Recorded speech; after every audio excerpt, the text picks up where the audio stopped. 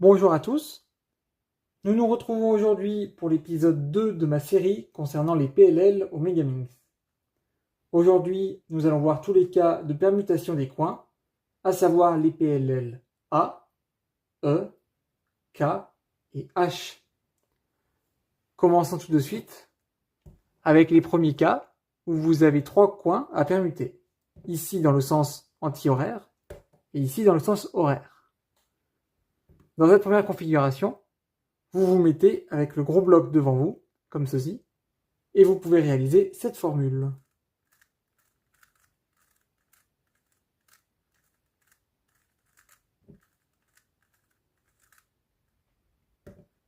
Et pour le second cas, où vous voyez que les pièces vont dans le sens horaire, vous pouvez prendre le grand bloc derrière vous et réaliser cette formule.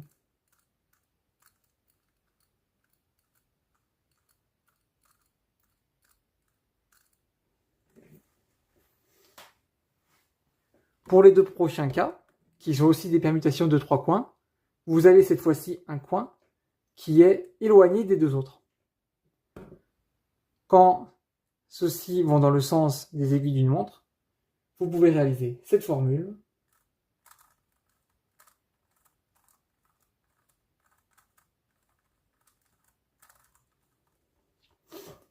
Et pour ce cas-ci, dans le sens inverse, vous pouvez réaliser cette formule-ci.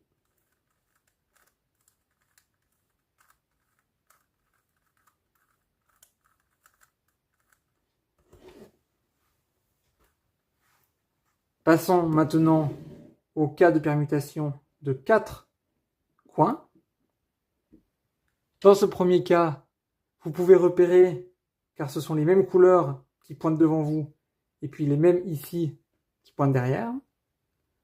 Vous prenez le bloc à votre gauche, derrière, ici, et vous réalisez cette formule.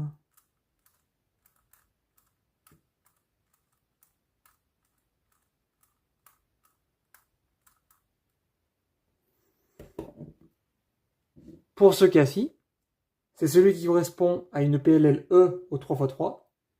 Vous pouvez d'ailleurs utiliser le même algorithme sous cet angle-ci.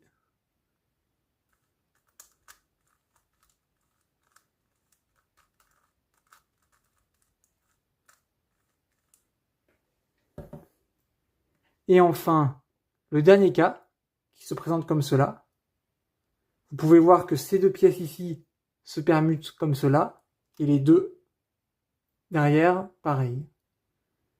Dans cette configuration, vous prenez le bloc ici devant à gauche, et vous réalisez cette formule.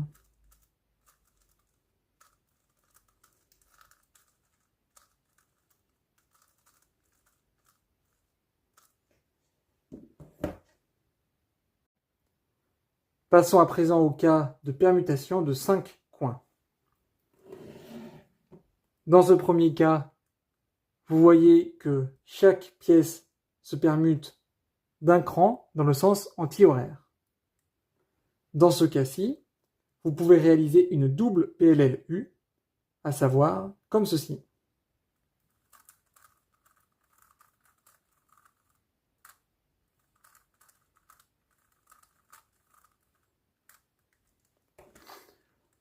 Pour l'autre cas, qui est simplement le même mais qui permute dans le sens horaire, vous pouvez encore réaliser une double PLL-U, cette fois-ci par l'avant.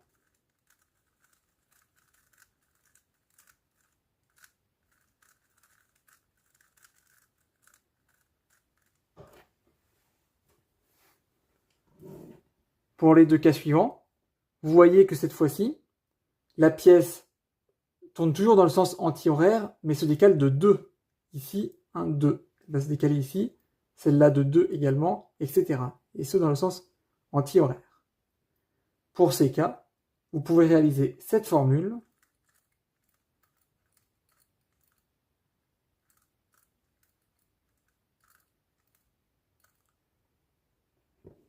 Et le second cas, où vous pouvez réaliser celle-ci. Vous voyez qu'ici, c'est dans le sens horaire cette fois-ci. Vous pouvez réaliser cette formule.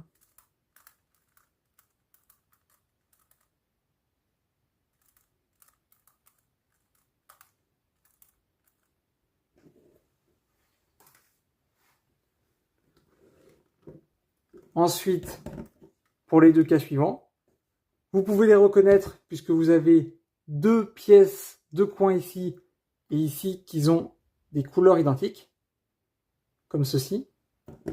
Et ici, vous voyez la même chose. Et dans un sens, les deux pièces ici à votre droite vont aller à votre gauche. Et ici, sous le même angle, ces deux-là vont aller à votre droite. Nous allons nous mettre, dans ce premier cas, dans cette position-là, avec deux coins derrière à gauche et deux à votre droite. Les deux à votre droite qui vont ici. Et vous réalisez cette formule.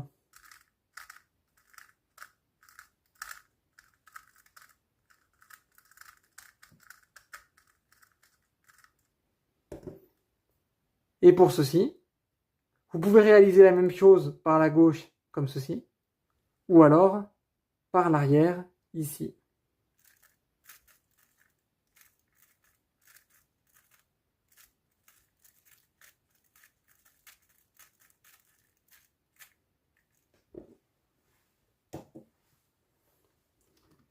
Et enfin, les deux derniers cas, vous voyez que c'est assez anarchique la manière dont les pièces tournent entre elles. Il n'y a pas forcément de de blocs ou de choses à repérer par rapport aux couleurs. La manière dont on peut différencier les deux, c'est soit selon la permutation des coins. Donc par exemple, dans ce cas-ci, celle du haut va descendre, et là c'est celle du bas qui monte. Ou alors il y a une deuxième manière, c'est de regarder la couleur ici, qui est la même que celle de l'arête, et pareil de ce côté. La couleur ici du coin, c'est la même que l'arête. Ça fait une sorte de mini damier, on peut dire. Et vous voyez que pour le symétrique, le petit damier se trouve ici et ici. Dans ce premier cas, vous pouvez réaliser cette formule.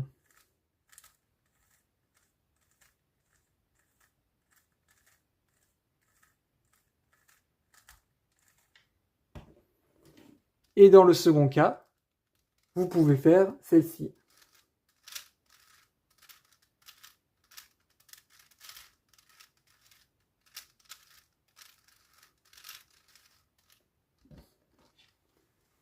Et voici pour ce deuxième épisode. J'espère qu'il vous aura été utile. Et nous nous retrouvons pour le troisième épisode qui concernera la permutation des arêtes. À bientôt!